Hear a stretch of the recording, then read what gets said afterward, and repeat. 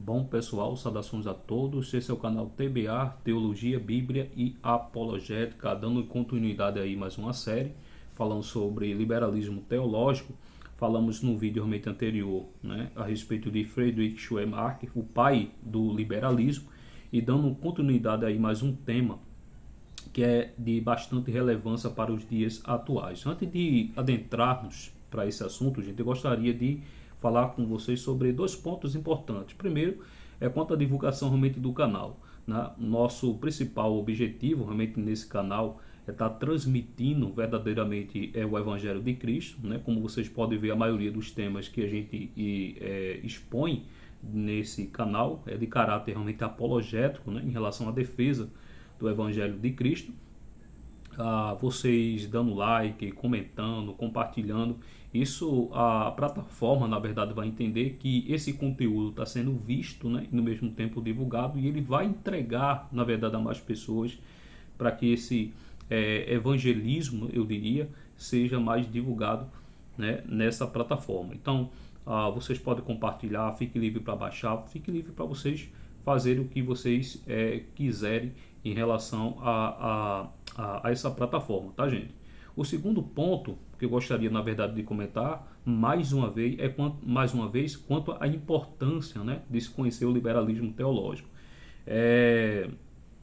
Apesar de ser um método, né, eu diria que um método morto, né, muitas pessoas, na verdade, ainda tentam resgatar essas metodologias antigas, né, e essas metodologias elas são bastante nocivas ao cristianismo, né, como um todo, porque elas são contrárias verdadeiramente às escrituras. E você tem vários exemplos hoje, né, eu já citei realmente anteriormente, que é o caso, por exemplo, do Ricardo Godin, né, você tem o Caio Fábio, o Ed René Kevin e dentre outros. Tem muitos outros liberais, né, que a gente poderia estar citando aqui, que são teologias, gente, que apesar de ser uma teologia falida, né, cuja metodologia é uma metodologia falida, mas o seu surgimento nos dias atuais, eles estão sendo, né, bem divulgados nos dias atuais, principalmente pelas plataformas digitais. E o nosso papel, gente, é imunizar a igreja cada dia mais. Não se trata de um método novo, a gente está expondo aqui, né, e tem visto e percebendo, na verdade, a sutileza desses movimentos, né, desses grandes movimentos, faz fazer com que o discernimento, né, por parte de muitos líderes, professores, pastores realmente da igreja, né, saiba o tão danoso, né, que tais metodologias têm feito realmente para a igreja. A gente viu que o método não funcionou, trouxe catástrofe muito grande, principalmente em ambientes europeus. A gente vê hoje, a gente vai mostrar aqui as consequências nefastas que o liberalismo teológico realmente tornou para o mundo na sua totalidade e etc. Então, para a gente começar, gente, eu queria primeiro definir, né, a priori, o que é liberalismo teológico. Né? Tem muitas pessoas, na verdade, que não entendem o que é liberalismo teológico e tudo mais, e a gente vai definir a priori o que é liberalismo teológico. O liberalismo teológico não é uma religião, é muito bom saber disso, não trata-se, na verdade, de questões religiosas ou uma organização ideológica possuidora de templos, funcionários ou sociedade. É uma tendência, na verdade, de ajustar o cristianismo à ciência e às filosofias modernas. Essa tendência se apresenta hoje sobre diversos títulos, tais como modernismo, racionalismo e nova teologia. A própria definição, na verdade, ele já diz qual era, na verdade, a intenção do liberalismo realmente teológico. Né? Então, na época que o liberalismo teológico ele nasce, né, logo depois, aí, deixando aí a época realmente do iluminismo, ele nasce, você vê que o cristianismo, né, estava sendo bastante realmente atacada por diversos movimentos, tanto na área da ciência como também na área da filosofia. Você tem o racionalismo, né? Você tem vários tipos de métodos que verdadeiramente era contrário verdadeiramente à fé cristã. Chegaram uma época, na verdade, que tanto a filosofia como a ciência, né, chegaram, na verdade, até dizer de forma nítida que Deus não era mais necessário, né, para o mundo, evidentemente, e que tudo que tinha verdadeiramente na Bíblia era tudo questões mitológicas e tudo mais, invencionice. Então, se por um lado alguns teólogos, né, principalmente de natureza realmente alemã, a Bíblia estava sendo atacada, o cristianismo na sua totalidade estava sendo atracada, né, por causa desses três poderes, né, que existiam realmente na época, devido às suas metodologias. Então, se por um lado, né, ele não queria, na verdade, desprezar, jogar fora realmente a teologia, mas também não queria desprezar a ciência. Então, qual era a ideia deles, né? Era justamente ajustar o cristianismo a essa metodologia moderna que estava sendo proposto, né? Então, esse era a ideia, na verdade, e a proposta do que a gente chama de liberalismo teológico. Então, o termo liberalismo teológico designa um movimento histórico, né, que é justamente isso, específico da teologia protestante, que se originou especialmente na Alemanha, né, na metade do século XIX. Né? Lembrando que o século XIX era uma época, na verdade, que o iluminismo, né, estava deixando, né, o seu porte, né, eu diria. É claro que os efeitos catastróficos que o iluminismo realmente havia deixado já tinha se estendido por diversos lugares e etc. Então, o objetivo do liberalismo teológico, qual era, gente? Primeiro, reconstruir a fé cristã, né? A fé cristã estava atacada, muitas pessoas não acreditavam na divindade de Cristo, muitas pessoas nem a questionavam, né, evidentemente, a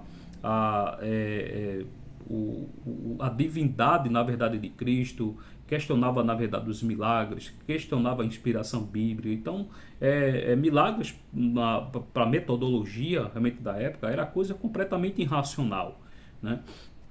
Então, o cristianismo, de certa forma, estava sendo bastante abalado através de várias efervescências filosóficas, científicas, realmente daquela época. Então, a proposta dos liberais era justamente reconstruir a fé. Agora, é claro, reconstruir a fé sobre um ponto de vista modernista, né? E, no mesmo tempo, empirista e racionalista realmente da época. O segundo ponto, na verdade, objetivo, era justamente era na verdade servir de ponte, né, entre a fé cristã e o conhecimento moderno. Então, o liberalismo, entre as concepções filosóficas daquela época a respeito do empirista, questões, na verdade, naturalista, e o cristianismo, o próprio liberalismo, ele servia de ponte que unia entre uma coisa e outra. Eu falei realmente no vídeo realmente anterior, falando que vários tipos de autores, né, evidentemente, a gente deve entender, né, de que a maioria, na verdade, dos filósofos, dos teólogos, na verdade, para que a gente possa estudar a linha de pensamento dele, primeiro a gente tem que entender o contexto histórico em que esse autor, de certa forma, está inserido, né? Então, a efervescência do movimento realmente liberal, ele nasceu dentro, né, desse contexto onde a ciência não levava mais em consideração o contexto dos milagres, da divindade de Cristo, da inspiração bíblica e dentre outros pontos. Então, você vê que a metodologia, na verdade, a respeito realmente do cristianismo, estava sendo abalada, né? As pessoas não levavam mais em consideração o cristianismo. Então, os liberais, na verdade, eles precisavam de uma espécie de método, né, que pudesse, na verdade, aí, de novas hermenêuticas, que pudesse, na verdade, reconstruir aí a legitimidade, eu diria, do cristianismo, né, sobre um ponto de vista racionalista realmente da época, né, eu falei realmente isso anteriormente, e algumas metodologias a respeito realmente dessa época, ele começa, de certa forma, a surgir. Vamos falar sobre um ponto aqui, sobre as principais metodologias críticas, né, que surgiram realmente na época. Existe um livro muito bom, né, para que os irmãos quiserem realmente se aprofundar mais um pouco, chamado A Bíblia e seus Intérpretes, né, do Augusto Nicodemos. Eu separei, na verdade, algumas frases. É um livro muito bom que trata, na verdade, de como a igreja, né, interpretou a Bíblia, né, ao longo, desde o período grego, né, até os dias atuais. Você vê as várias mudanças de transição e como a igreja interpretou realmente as escrituras. E o Dr. Augusto Nicodemos, ele fala de alguns métodos, na verdade, críticos, né, de interpretação. Então, o que era esse método, na verdade, que estava surgindo, né, dos autores liberais, realmente da época, para poder aí dar ênfase, né, à teologia e tentar reconstruir a respeito do cristianismo? Primeiro, debaixo da influência do racionalismo, a tarefa da hermenêutica passou a ser considerada metodológica, ou seja, competia a hermenêutica, olha só, competia a hermenêutica, elaborar um método por meio do qual se pudesse de maneira isenta de pressuposto e tendo a razão, olha a ótica, né, as lentes pelos quais essa metodologia deveria ser feita, a razão, lembrando que essa razão aqui é um ambiente, na verdade, racionalista, e a ciência moderna, né? Não era uma ciência bíblica, não era uma ciência, eu diria, voltada, na verdade, para um pensamento autoral, né? Aquela essência bíblica, verdadeiramente, mas sim um ambiente racional e, no mesmo tempo, as ciências modernas da época, como ferramentas alcançar o sentido verdadeiro de um texto, né? Esse método ficou conhecido como o método histórico-crítico, né? Onde o doutor Augusto Nicodemos, né? Ele fala aí na página 189.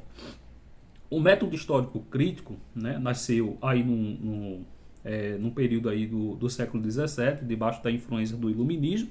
Eu já falei sobre isso aqui, do deísmo principalmente, e desenvolveu-se entre os séculos XVIII, XIX, e ele tem, na verdade, aí o seu fim, né, já a partir do século XX. Você vê que o método, na verdade, ele nasce, ganha força, né, através, fazendo uso, né, das lentes, né, das principais ciências e filosofias realmente da época, mas ele não tem muita força, né? Então ele vai perdendo a sua credibilidade com o passar do tempo, e quando ele chega aí a partir do século XX, né, ele recai categoricamente. Você vê que um método, na verdade, em si, ele não funcionou. Então, o que era o método, na verdade, histórico-crítico? Você tem três tipos de vertentes que são bastante importantes para a gente terminar realmente o vídeo. A gente vai dar continuidade. Quem foram, na verdade, esses autores que utilizavam, na verdade, esses métodos, né? A gente vai discutir esse depois. O primeiro método, né, desse método histórico-crítico é chamado crítica das fontes, né? Esse método, na verdade, ficou bastante conhecido. E a crítica das fontes, ele questionava o quê? Qual era, na verdade, os grandes questionamentos dele? Primeiro, como o seu próprio nome, né, como o seu próprio título, a crítica das fontes, ele, na verdade, questionava a validade autoral, na verdade, de vários livros, né? Por exemplo, ele nega a integridade e a autoria tradicional dos livros bíblicos, a ideia de isolar, né? Repetindo, a ideia de isolar e identificar as supostas fontes escritas. A forma mais popular ficou conhecida como a hipótese documentária. Essa questão ficou bastante conhecida, né? Que é o do Wellhausen, que defende a existência de 4 fontes documentáveis para o Pentateuco. Essa fonte também é chamada de GEDP, né? Ou javista, eloísta, deuteronomista e sacerdotal. Volta aqui para cá. Então, o que era, na verdade, essas 4 fontes, né? Distinguida, na verdade, através dessa crítica das fontes. Então, eles entendiam que quando eles leram, na verdade, aquele escrito realmente de Moisés, principalmente realmente o Pentateuco, ele questionava, na verdade, de que o Pentateuco não foi escrito somente por Moisés, né? A escrita ali, há várias evidências, né? Falando sobre um autor realmente racionalista, que pela escrita eles tiveram realmente a conclusão de que havia 4 diferentes tipos de autores, né?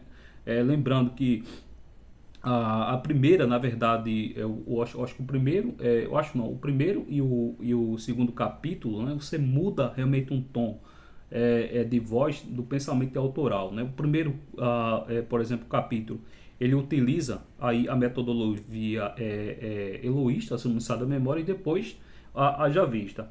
Aí você vê alguns elementos, por exemplo, sacerdotal, né? E no mesmo tempo deuteronomista. Então, a metodologia deles, que era aplicada, ele criticava de que havia não só um autor, né, para o Pentateuco, mas existia vários autores colocando em prática aí essas metodologias novas. O segundo era a crítica da forma, né? O que era a crítica realmente da forma? A crítica da forma é uma tentativa para recuperar as unidades das tradições orais que circulava antes dos evangelhos serem escritos, né?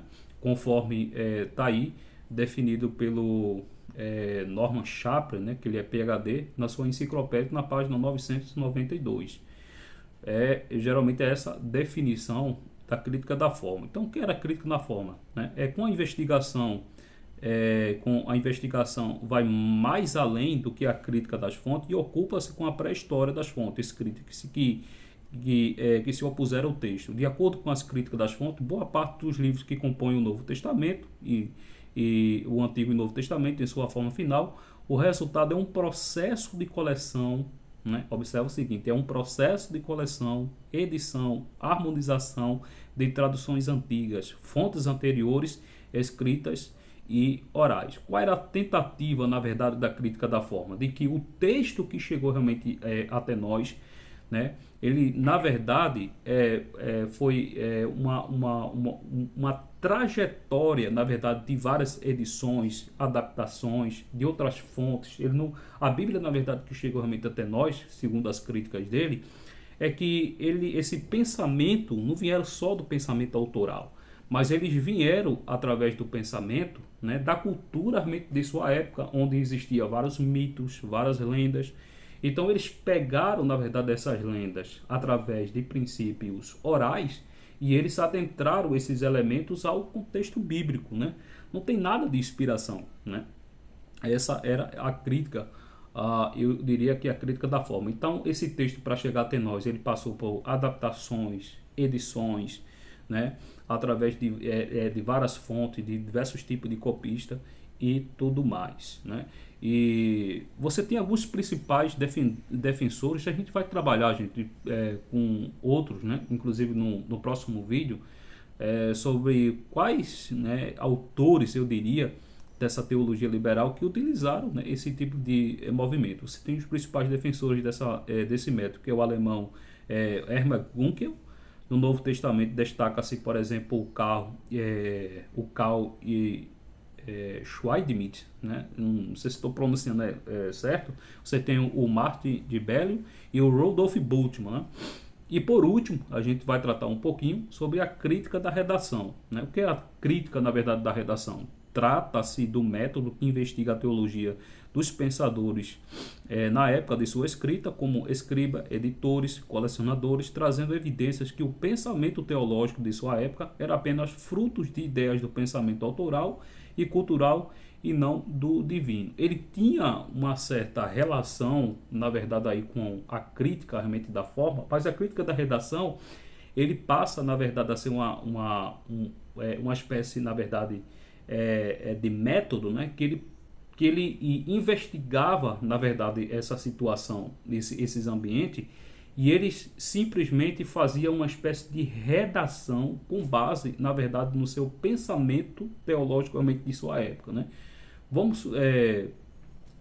Tem muitas pessoas que fazem crítica, né, dizendo que, por exemplo, que o conceito de trindade, né, não existia na época realmente apostólica. Esse conceito de divindade de Cristo não existia realmente no pensamento apostólico. É só um exemplo que a gente está citando aqui. Então, esses exemplos, na verdade, eles foram construídos, né, através de vários escribas, de vários pensadores realmente da época, que eles entendiam, né, que essa era a concepção certa, e eles foram, na verdade, ajustando a esse texto com base nas visões teológicas que existiam realmente daquela época, né? Vamos supor, né, existe, na verdade, vários equívocos hoje, né, nas redes sociais. Eu vejo muito cometendo diversos tipos de equívocos, dizendo que no concílio realmente de Nicéia foi inventada a divindade de Cristo, né, ou foi inventado, por exemplo, a doutrina da Trindade, né, outros dizem que ali foi por exemplo, foi inserido, né, a conclusão de várias deturpações textuais da Bíblia, né, que você vê que o Nero, na verdade, adulterou vários textos bíblicos, né, e tudo mais. Tudo isso dentro do contexto, né, de Nicéia, né? Então você vê que é uma questão completamente absurda, né, e no mesmo tempo ignorante a respeito da história, né? Onde você vê que o Concílio de Nicéia, né, uma das principais discussões foi justamente a respeito da divindade realmente de Cristo e não do pensamento da teologia da Trindade em si, né? Que foi discutido, na verdade, é isso. E ele termina, né? Ele vai terminar aí no Concílio de Constantinopla. Então você vê que essas adaptações, né, que foram construídas e jogado culpa realmente no cristianismo, na verdade, isso é uma falta de carência e muito, né, da história realmente da igreja e tudo mais. Lembrando que essa questão da divindade de Cristo não é somente uma alusão perpetrada aos pais da igreja, né? Isso aí é uma citação, é uma menção, na verdade, já dentro realmente do contexto histórico bíblico, né? Você vê que os autores eles já defendiam realmente essa tese sem entrar realmente nesse mérito, mas a crítica da redação ele se baseia nisso, né? De que a história realmente da igreja e as suas principais doutrinas ele não existia na época do pensamento autoral, mas ele foi construindo através de edição, através de pensamentos autorais daquela época, que foi colocando, né, esses pressupostos e fundamentos realmente da época em que ele vivia para adaptar ao texto realmente da sua época, até chegar realmente aos dias atuais. Então, a crítica, eu diria, para a gente terminar, a respeito da metodologia crítica, do método histórico crítico, é um método, na verdade, que ele investiga e ele descarta categoricamente a ideia realmente de um Cristo, né, que está baseado realmente nas Escrituras, e ele chega, na verdade, até dizer, a gente vai trabalhar um pouquinho sobre Rudolf Bultmann, inclusive vou fazer um vídeo exclusivo só nele, só na linha de pensamento dele. Posteriormente eu vou terminar com a neo-ortodoxia, a do Karl Barth e o M. Brunner, e você vê que o Rudolf Bultmann, na verdade, ele questionava, na verdade, de que o Jesus que está realmente na Bíblia é o Jesus diferente realmente da história. O Jesus, na verdade, quem foi, na verdade, Jesus, segundo a concepção científica, filosófica, Jesus não foi divino, Jesus não era nada dessa questão de trindade, não fazia milagres, foi tudo interpretações equivocadas de copista, de autores realmente que posteriormente, né, passaram por diversos tipos de redação e construíram, na verdade, essa Bíblia aí que chegou realmente até nós, né? Essa é a metodologia que é aplicada a respeito do método histórico crítico. A gente vai trabalhar aí no próximo vídeo falando sobre esses autores, né? Eu diria que pensaram a respeito desse método histórico crítico, e a gente vai trabalhar no final a respeito da ortodoxia bíblica. Então, por hoje é só. Se vocês gostarem realmente do vídeo, gente, não se esqueça de compartilhar, se possível realmente comentar. Então, fique com a graça de Deus e tudo mais, tá, gente? Obrigado a todos.